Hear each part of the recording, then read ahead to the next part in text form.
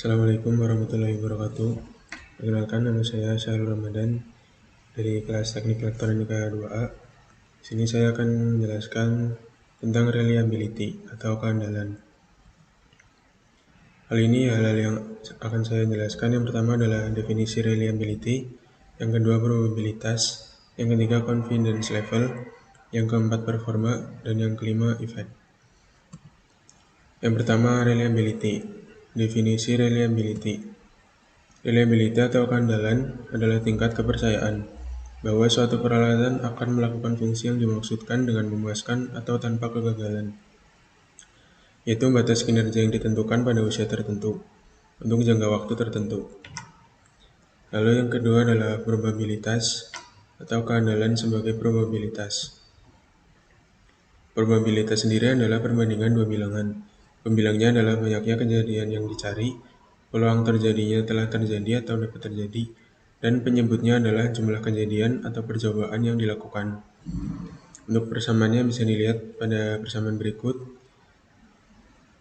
RT sebagai reliability, NST sebagai banyaknya kejadian yang dicari, NTT sebagai jumlah kejadian yang dilakukan, NFT sebagai jumlah misi dengan durasi masing-masing. Yang terakhir ada KT, yaitu rata-rata probabilitas kegagalan. Lalu yang ketiga ada confidence level. Confidence level adalah probabilitas bahwa parameter tertentu terletak di antara dua batas. Definisi lain adalah probabilitas yang menghubungkan posisi timbal balik dari nilai sebenarnya dari suatu parameter dan estimasinya. Apakah tingkat kepercayaan itu terletak di atas atau di bawah? Untuk grafik dari confidence level sendiri bisa dilihat pada grafik berikut. Lalu selanjutnya ada performa. Performa tanpa kegagalan dapat dihasilkan atau diperoleh ketika output produk sesuai spesifikasi.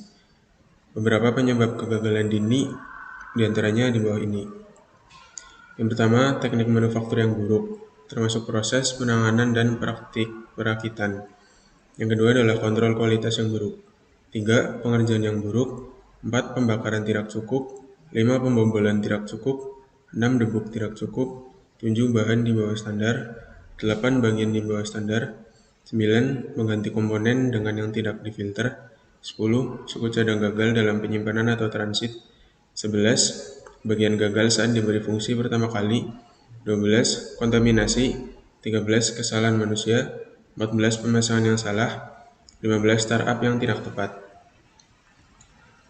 Lalu ada kemungkinan penyebab kegagalan.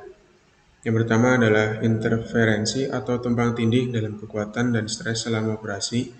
Yang kedua, faktor keamanan yang dirancang tidak mencukupi. Yang ketiga, terjadinya beban acak.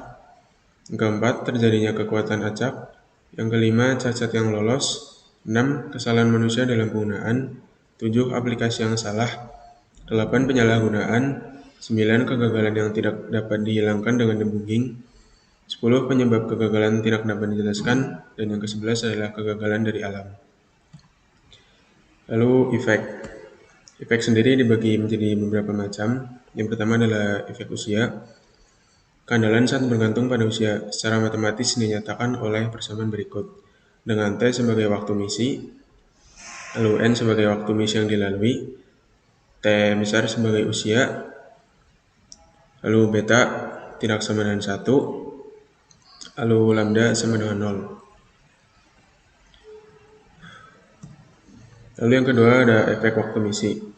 Jika ingin memiliki keandalan yang sangat tinggi, maka dapat membuat waktu misi yang diinginkan tanpa kegagalan performa sesingkat mungkin. Dengan T sama dengan waktu misi, dan lambda sama dengan tingkat kegagalan masa pakai, serta E sama dengan 1. Lalu untuk efek stres yang ketiga, di mana jika tingkat stres tinggi, maka kegagalan akan tinggi juga. Hal ini dapat dilihat pada kurva berikut. Sekian yang dapat saya sampaikan mengenai reliability atau keandalan. Kalau lebihnya mohon maaf. Wassalamualaikum warahmatullahi wabarakatuh.